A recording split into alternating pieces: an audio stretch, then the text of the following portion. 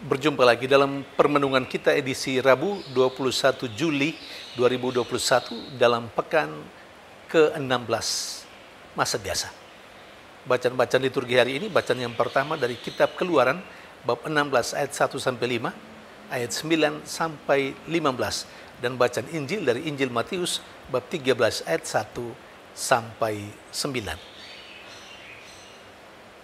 Ada dua poin penting yang disampaikan kepada kita atau yang bisa menjadi bahan permenungan kita dari bacaan pertama hari ini.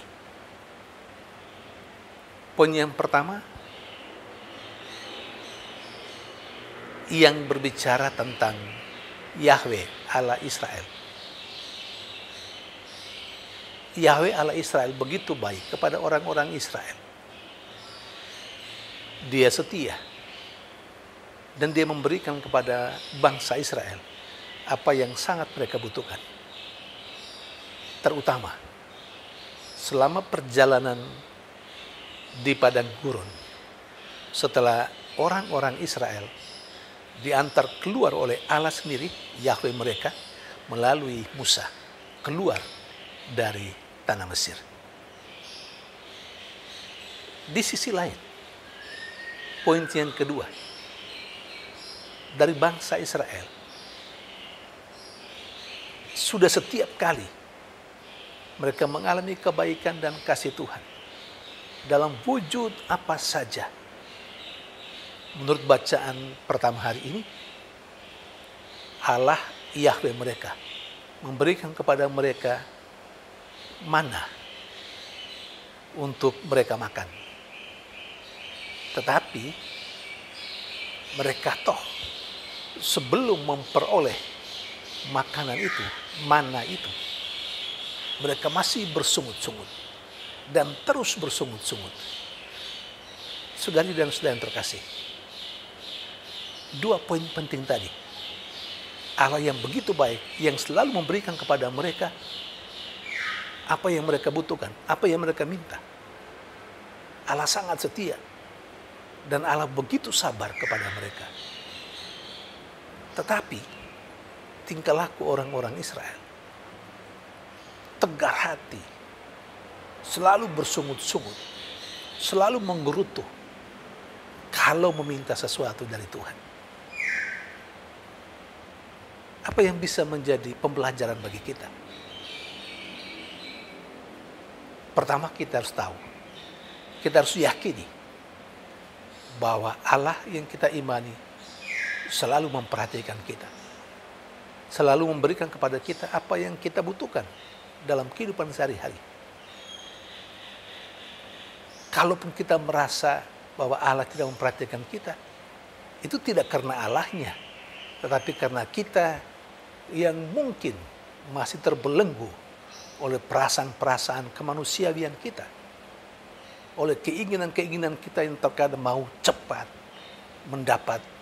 Kalau kita meminta dari Allah, mau mengatur Allah, dan berbagai hal yang keluar dari kedagingan kita yang sesungguhnya tidak sesuai dengan hakikat Allah itu sendiri. Tapi bagaimanapun juga kita berontak pada Allah, Allah tetap mengasihi dan mencintai kita. Ini yang luar biasa dari Allah yang kita imani. Kita terkadang sama atau hampir sama dengan orang-orang Israel pada masa perjanjian lama. Ya mungkin juga karena kita adalah Israel yang baru. Maka Israel yang baru juga sebagai manusia tidak terlalu jauh berbeda dengan Israel yang lama. Saudari dan saudara yang terkasih, dalam bacaan Injil juga dua poin penting yang sangat menarik untuk kita renungkan. Yang pertama, ketika Yesus berada di tepi danau, diceritakan dalam bacaan Injil bahwa orang-orang itu akhirnya datang dan mereka mau mendengarkan pengajaran-pengajaran Yesus.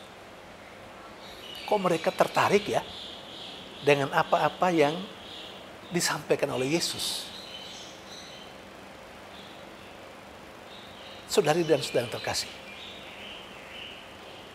kalau kita mau membandingkan kehidupan kita saat ini,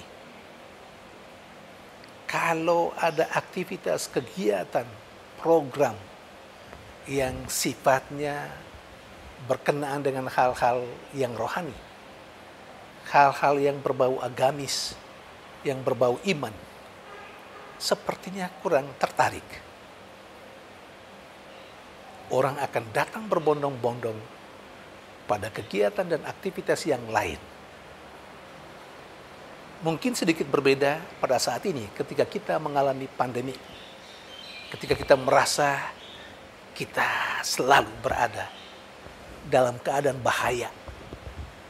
Karena itu orang rame-rame datang kepada Allah. Orang rame-rame berdoa.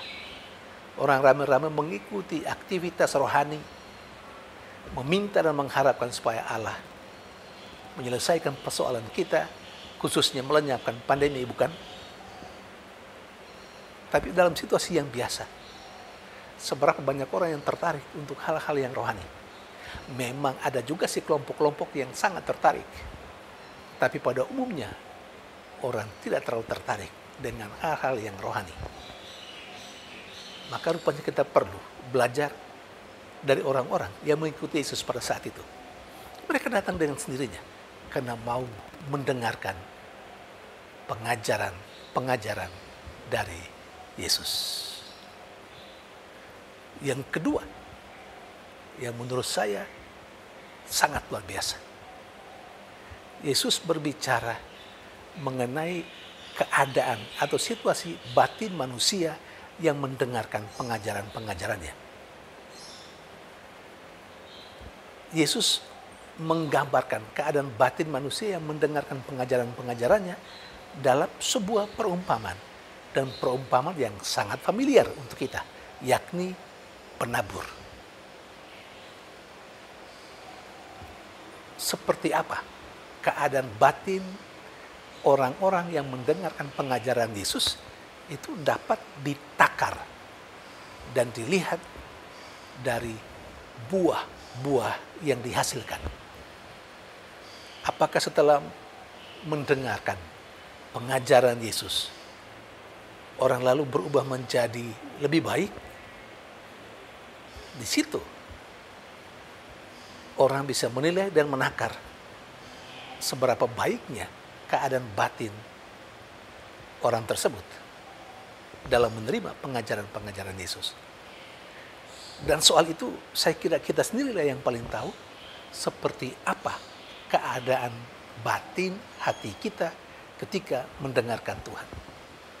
Apakah keadaan batin kita, keadaan hati kita bisa diibaratkan dengan tanah yang subur atau tanah yang berada di tepi jalan atau tanah yang berbatu-batu atau tanah yang berada dalam semak duri? Kitalah yang paling tahu. Semoga Tuhan memberkati kita untuk mampu menata kehidupan kita. Makin hari makin baik. Makin hari kita makin hidup menurut apa yang dikehendaki oleh Tuhan. Menghasilkan banyak buah kebaikan, buah-buah roh. Tuhan memberkati.